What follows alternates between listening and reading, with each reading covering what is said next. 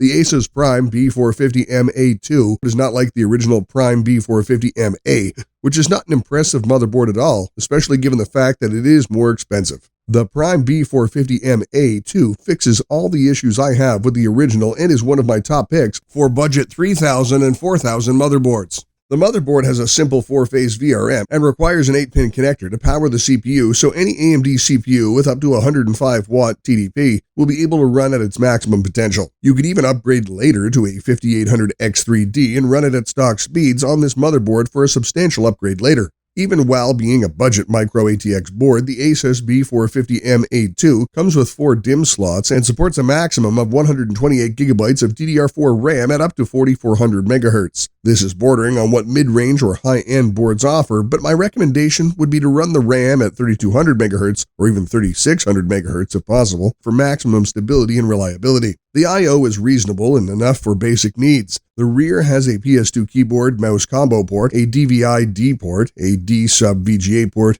an HDMI 2.0 port, and a gigabit Ethernet LAN port. For the USBs, there are 6 Type A ports, of which 2 are USB 3.2 Gen 2 and 4 are USB 3.2 Gen 1. Lastly, there are 3 audio jacks for decent onboard audio and, to my surprise, a BIOS flashing button. Usually, lower-end boards do not have this decent of an I/O, so I naturally chose this motherboard due to how well equipped it was for such a low budget. It also has 6 SATA 3 ports for plenty of storage expansion. For PCIe expansion, this board has just 1 full-length PCIe 3.0x16 slot and 2 PCIe 3.0x1 slots. Since this is a B450 motherboard, there are only PCIe 3.0 ports. The Ryzen 5 4600G also does not support PCIe 4.0. This is absolutely a non-issue, as any x16 slot graphics card will be able to run on this motherboard at full bandwidth. Even an RTX 4090 barely loses less than 4% of its performance running on PCIe 3.0 instead of PCIe 4.0. It is a simple and easy board to recommend without much to complain about. My only complaints are that it needs to have better VRM heatsink, and at least one of the PCIe 3.0x1 slots should have been x4 instead. This would make it easier to add a Wi-Fi card, because I know most people will not be adding more than one M.2 SSD. And since this is a lower-end board, it is important to look into all the alternatives before making a decision,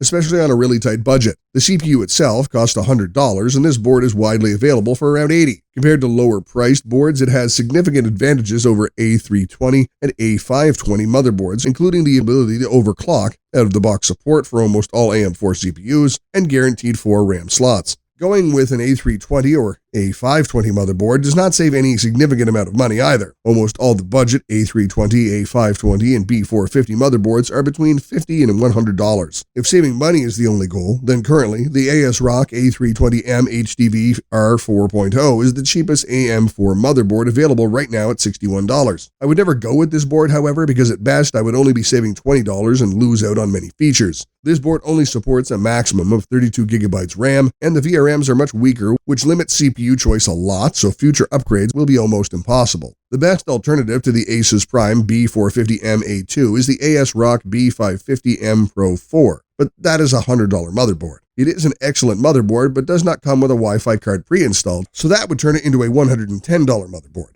At that point, it is in direct competition with much better motherboards like the MSI Pro B550M BC Wi-Fi that offers a stronger VRM, Wi-Fi, and more USB ports at $120. The ASUS Prime B450M-A II, despite being a compact design, it does not miss out on any features of the B450 chipset, and the overall board is very capable with decent VRMs and a good set of I/O and expandability. Under $80, it blows everything else out of the water, and adding Wi-Fi is just a $10 add-on. To sum up, what I like is the 4 RAM slots even at a very low budget and small form factor, and it offers the best price to performance of any B450 board. On the downside, slightly unbalanced PCIe expansion. Our rating for VRM design is 6 out of 10, features 7 out of 10, aesthetics 7 out of 10, value for money 9 out of 10, for an overall rating of 7.5 out of 10.